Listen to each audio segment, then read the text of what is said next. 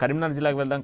కరీంనగర్ జిల్లాలో ప్రధానంగా చూసుకుంటే గంగుల కమలాకర్ పర్యటిస్తూ పలు అభివృద్ధి కార్యక్రమాల్లో పర్యటిస్తూ విద్యార్థులకు కొన్ని సూచనలు కూడా చేసినట్టుగా తెలుస్తుంది. కన్న తల్లిదండ్రులను కళ్ళలో పెట్టుకొని చూసుకోవాలి అంటూ కూడా కొన్ని వ్యాఖ్యలు చేసినట్టుగా తెలుస్తుంది. దీనికి సంబంధించిన పూర్తి డీటెయిల్స్ అందించేందుకు మా ప్రతినిధి శ్రీకాంత్ అందుబాటులో ఉన్నారు. శ్రీకాంత్.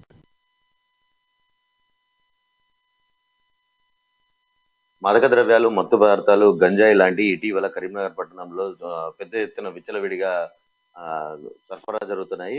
యువత ఇది ఈ మత్తు పదార్థాలను సేవిస్తూ పక్కదారి పడుతున్నారని చెప్పేసి సిపి ఇటీవలే వచ్చిన పోలీస్ కమిషనర్ సుబ్బారాయుడు ప్రత్యేకంగా అంటే ఈ మత్తు పదార్థాలకు సంబంధించిన దానిపై నిఘా పెట్టి ప్రత్యేక బృందాలను పెట్టి అక్కడక్కడ గంజాయి సరఫరాను అడ్డుకుంటున్నారు.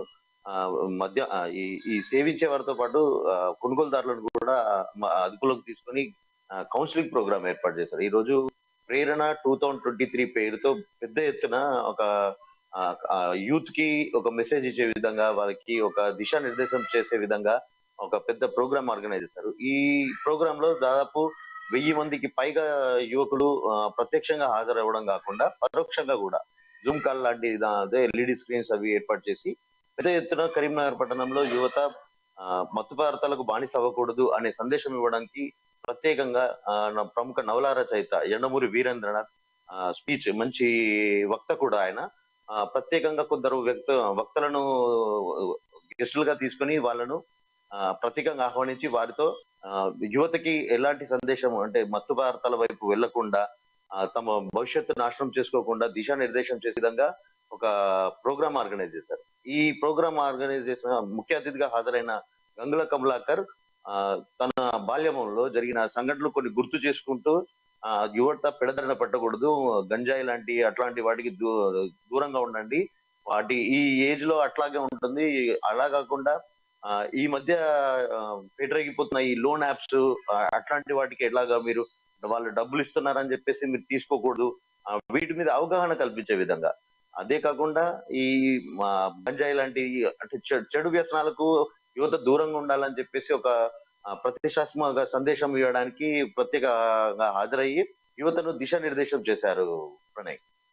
శ్రీకాంత్, అదేవిధంగా ఈ మధ్యకాలంలో కొంత ఇంటర్ డిగ్రీ ఈ ఏజ్లో ఉన్నటువంటి ఏజ్ ఆఫ్ 8 to 25 ఏజ్లో ఉన్నటువంటి విద్యార్థులు చాలామంది కూడా ఆత్మహత్యలు చేసుకున్న సిచ్యువేషన్స్ కనబడుతూ ఉన్నాయి. కొంత యువత ఎక్కువ శాతం కూడా ఈ మధ్యకాలంలో కొంత సోషల్ మీడియా ఇంపాక్ట్ అనుకోవాలి, దాంతోపాటుగా ఇతర కారణాల వల్ల చాలామంది యువత కొంత అట్రాక్ట్ అయిపోయి అడక్ట్గా అదొక వ్యసనం లాగా సూసైడ్ చేసుకుంటున్న సిచ్యువేషన్స్ తాజాగా మనం చూస్తూ ఉన్నాము. దాదాపుగా కూడా 10 ఘటనలు 20 రోజుల్లోనే జరిగినటువంటి సిచ్యువేషన్స్ ఉన్నాయి. దీని మీద ఏమైనా అవగాహన సదస్సులో భాగంగా ఏమైనా పిల్లలతో ఇంటరాక్ట్ అయ్యి ఇలాంటి కార్యాచరణలకు కావచ్చు, ఇలాంటి విషయాలలో ఎంటర్ కావద్దు అన్నటువంటి విషయాలు ఏమైనా షేర్ చేసుకున్నారా? తప్పకుండా ప్రణయ్.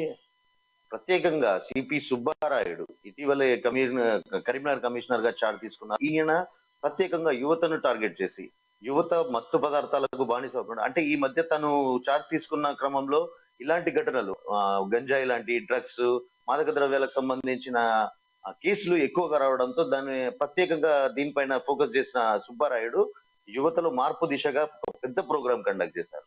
దీనికి హాజరైన గంగుల కమలాకర్ ప్రత్యేకంగా వాళ్ళకి తల్లిదండ్రులను దూరం పెట్టకూడదు, వాళ్ళు చెప్పిన మాట వినాలి, ఈ లైఫ్ స్పాయిల్ చేసుకోవద్దు. తన బాల్యంలో జరిగిన సంఘటనలు, నా మిత్రుడు ఇలాగ చేశాడు, ఇట్లా లైఫ్ స్పాయిల్ అయిపోయింది అని తన బాల్య స్మృతులను కూడా తాను గుర్తు చేస్తూ యువతకు మంచి సందేశం ఇచ్చారు ప్రణయ్. ఎట్టి పరిస్థితుల్లోనూ అంతేకాకుండా ఈ కలెక్టర్ కూడా దీంట్లో హాజరైన కలెక్టర్ కూడా ప్రత్యేకంగా యువతకి ఈ రోజుల్లో జరుగుతున్న ఆన్లైన్ మోసాలు లైక్ టెలిగ్రామ్ లో లింకులు కానీ, స్నాప్చాట్ ద్వారా కూడా ఈ మధ్య చెలరేగిపోతున్నారు, లోన్ యాప్స్ కానీ, ఇలాంటి వాటికి కూడా చదువుకున్న యువత మీరు కొంచెం అవగాహన ఉండి అందరికీ అవగాహన వచ్చే విధంగా మీరు కూడా దిశానిర్దేశం చేయాలి. మీరు భావి భారత పౌరులు, మీ ఫ్యూచర్ ని మీరే డిసైడ్ చేసుకోవాలి. ఈ మత్తు పదార్థాల జోలికి వెళ్తే మీ ఫ్యూచర్ నాశనం అవుతుంది అనే విధంగా మంచి సందేశం ఆత్మక విజన్ ఉండే విధంగా వాళ్ళకి దిశానిర్దేశం చేశారు. కానీ